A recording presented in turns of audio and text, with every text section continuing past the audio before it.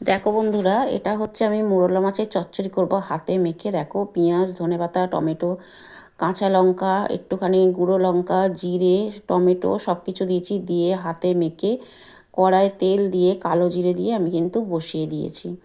তো এই হাতে মাখা মোরলা মাছ চচ্চড়িটা ভীষণ খেতে ভালো হয় বন্ধুরা।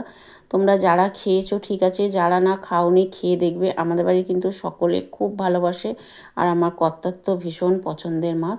তো তাই জন্য অল্প মাছ দিয়ে কিন্তু আমরা করব। তো দেখো, এর মধ্যে আমি কিন্তু সব দিয়ে দিয়েছি আর ভালো করে চটকে মেখে নিয়েছি। আর নুন হলুদ তো অবশ্যই দিয়েছি।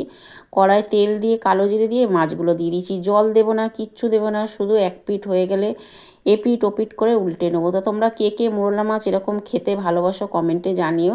আর যারা খেয়েছো ভালো, যারা না খেয়েছো তারা খেয়ে দেখো। তো সবাইকে অনেক অনেক ভালোবাসা রইল।